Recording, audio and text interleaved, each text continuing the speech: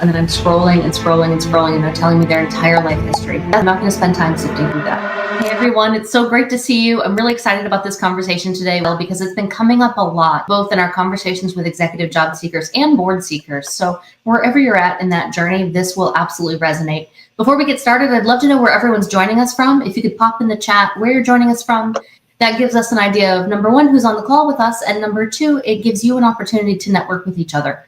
So pop that in, and that way we can all get to know each other as we get started here. So I'm really excited to chat a little bit about this because it is so incredibly important in this market. Mm-hmm. And I know, one of the first things we wanted to talk a little bit about is what is going on in this market and how is it different and how do we stand out? Because right now, this market is tough.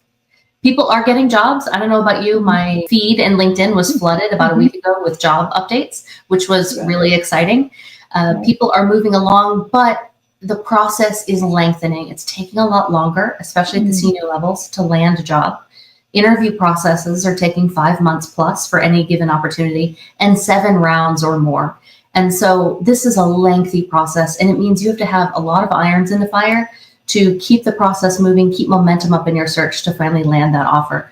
We're telling people right now, if you're in an executive job search, expect 8, 9, 12 months of a search for most industries. And so it's just dragging on. And so what we want to do is maximize every shot on goal that you get by really tightening up that communication, standing out in a different way. So what do we do when we don't know how to get started in this search, or we're applying and we're not getting traction? What we've been seeing is people are applying for job after job after job after job, and they're just getting constant rejection. And it's so demoralizing, and it hurts our confidence. And it's not a good use of your time, to be honest. At your level, at the senior leadership level, these jobs are not posted online. But really what we want to think about first is how we stand out. And I want you to think about how your resume starts, or how you start when you introduce yourself to people. And is it you're a seasoned leader with 25 years of experience in your industry? That's not enough right now. That is table stakes. And so my number one tip for you today is to go beyond the table stakes of what it just takes to get in the door. And instead, what are the skills and experiences that really set you apart in a unique way? Because just having deep experience is not enough. People are not hiring generalists, and especially at the senior level. They want someone to come in and hit the ground running and deliver immediate value. And so how are we communicating that we can come in and deliver immediate value? And it's not by saying things like, I've worked across this, and that industry, and I've held a variety of functions. Now, this may be true for you, and it's true for a lot of people. When you get to this level, you've done a lot of different things in your career. You can do a lot of different things moving forward, but we can't communicate all of those things effectively.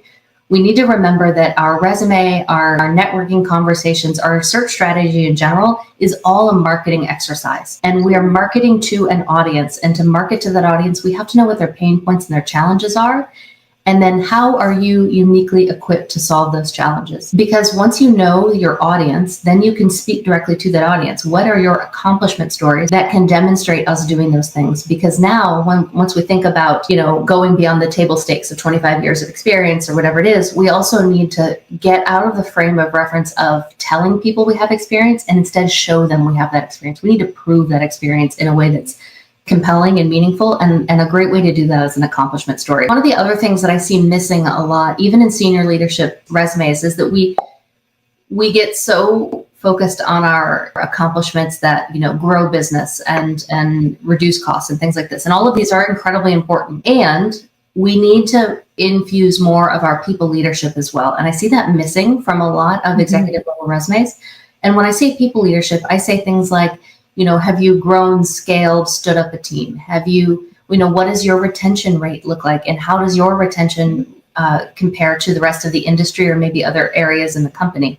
These are things that matter to companies because retention is expensive and, attrition is expensive rather. And showing that you can lead a team effectively, get people on board with you, drive new initiatives, drive change, things like that are really important. And that's one piece I see missing a lot. So think about how you can show that people leadership, up and down as well. How are you collaborating with your peers? How are you collaborating with the other functional leaders at the company or with the board or whoever it may be to drive large initiatives forward, especially as business gets more and more complex? having someone who can work effectively at all levels of business gets really important. When someone tells me or asks me, should I work with a recruiter to get my next job? The answer is maybe. And what I want you to think about is the job search channels that make sense for you. So most people will go back to what we're familiar with and what is most comfortable, which is online applications. But if you're at a senior level or if you're making a pivot, that's not a good choice for you. And it's really not going to be fruitful, and you're going to get rejection after rejection. If you're making a pivot, you're never going to be the most qualified in the pile. And if you are a senior leader, the competition for those roles is insane because most of them aren't posted online. So the very few that are posted online, there's all sorts of reasons why you may not get an interview. So the point is, you need to think about 3 channels instead. One is working with a recruiter, or working, collaborating with recruiters. It's not just one person who's going to shop you around, because that's not what recruiters do. We have other videos on our YouTube channel on how to work with recruiters, what they do, how they work, to uncover some of that mystery. But if you are looking for an apples to apples kind of a job that you, similar to what you were doing in same type of industry, same type of title, and you haven't been out of work too long, then a recruiter may be a really good choice for you. And finally, expanding and activating your network. Who do you need to know? What rooms do you need to be in? Where are your decision makers for that job that you're looking for? And where are they hanging out, and how can you be there? So the long answer is, how do you work with recruiters? It depends on whether recruiters are the right choice. So that was a long way around the barn, but you really have to think about that search strategy. With all of our clients, if someone works with us and we do their resume, we do their LinkedIn profile, they're ready to start their search, they have a clear focus. The next step is really what is their go-to-market strategy? What channel makes sense for them? And then how do they go out and do that? Because the other piece, ironically, as I give you this long-winded answer, is that we have to really tighten up our messaging. Our messaging to the recruiter or to your network or to a company leader has to be really tight and specific. I can't tell you how often I see one of 2 things. It's either someone will send me a message thinking I'm a recruiter. That happens a lot, but they'll send me a message, I'm looking for my next role. And then I'm scrolling and scrolling and scrolling, and they're telling me their entire life history. That's too much, especially for a stranger I don't know. I'm not going to spend time sifting through that. And so I've moved on. The other piece is people will send me a message thinking I'm a recruiter and say, I'm open to an opportunity. Please tell me if you have any opportunities that fit my background. I'm not spending time going through that either. No, so we have to make it very easy for our network, easy for recruiters, easy for our past colleagues, things like this, to see what we want to do, where our value is, and where we're headed next.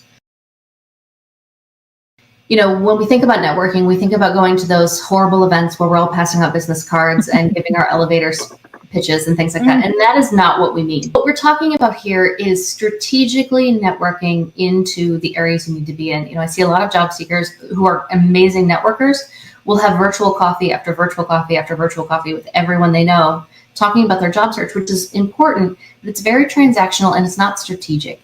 And so you want to think about what are the doors that you need to have opened and who are those people? And then how can you start getting into the right rooms, right? Being strategic about who you need to know is really helpful. And then also not making assumptions on whether people in your network can open doors or not, because you want to think about, opportunities can come from anywhere. You never know where people can open doors for you, but that comes from knowing what you want and being able to communicate that to everyone around you.